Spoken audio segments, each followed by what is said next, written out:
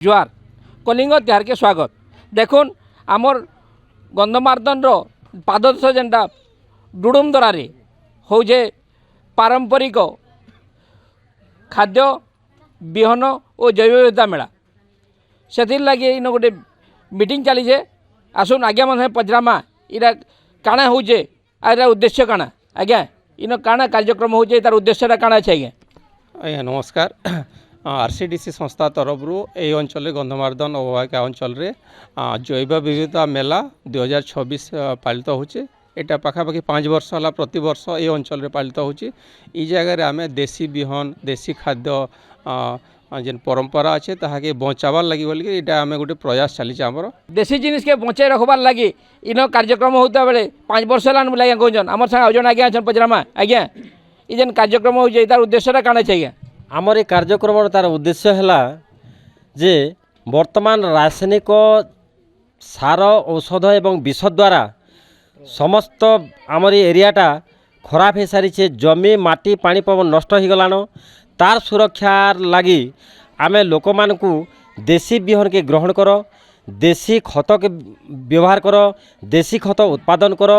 ताहले जाए आमे बिहन मालिकाना पे पारमा एवं चाषर प्रकृत मालिकाना हो पार्बा बोली चाषी को आमे प्रोत्साहित करुचु एवं तांको सभा समिति माध्यम रे जणु देसी खाना खाइबे देसी बिहन व्यवहार करबे से लगी ये कार्यक्रम आम संगे आउ जन आज्ञा अच्छा पचरामा आज्ञा आपन काଣା कहबे आज्ञा ये कार्यक्रम विषय रे नमस्कार मो ना हूँ सुदर्शन साहू मु आज की 10 वर्ष है आरसीडीसी उपर काम करुँच जो पारंपरिक कथा आम कहूँ जो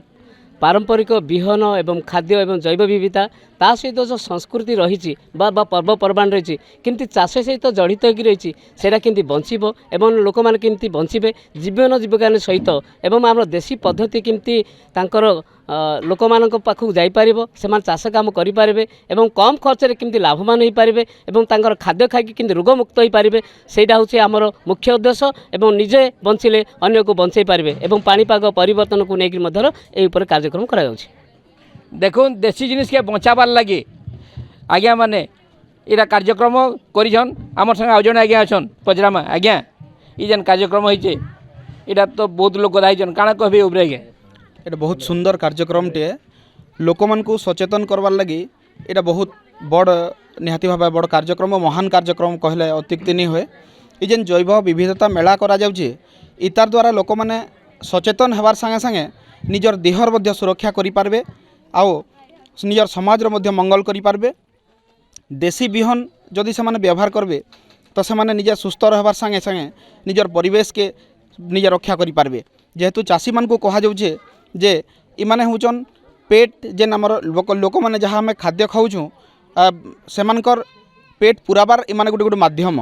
जदि इमाने सचेतन नहीं हेबे तो लोक माने सचेतन नहीं पारन और लोक माने जदि सचेतन नहीं हेबे तो विभिन्न प्रकार रोग विभिन्न प्रकार विपद रो सम्मुखीन नहीं हन बोली एटा कहि नहीं पारू आमे धन्यवाद देखुन लोकंकर स्वास्थ्य के आखिया रखी कार्यक्रम आम संगे आउ जन आज्ञा अछन पचरामा आज्ञा काଣା कहबे कार्यक्रम विषय रे हाँ धन्यवाद समस्त को नमस्कार आज तो नुहे आरसीडीसी अनेक दिन धरिकी बलांगीर जिल्ला जेन परिवेश सुरक्षा तथा जैव विविधता उपर काम कर स्पेसिफिक जेन आज देसी माने बिहन के किंती बंचे रखे चाषी मानकर पाके जेन मेसेजटा जाऊे जेन प्रकार सचेतन कर प्रोत्साहन गुड़ाक दौन ये चाषी मैंने बुझबार दरकार है यहाँ चाषी मानकर हितर लगी तो यहाँ गोटे कार्यक्रम है तो एंता सुंदर कार्यक्रम गोटे आसिक आम जगह अंशग्रहण करूँ संस्था वाले को बहुत धन्यवाद देवी ये चाषी मानकर ऊपर निर्भर करते दूर ग्रहण करूँ से धन्यवाद देखुन ये पारंपरिक बिहन व्यवहार करवा कथा पारंपरिक खाद्य खाबार कथा और जैव विविधता बंचे रखा था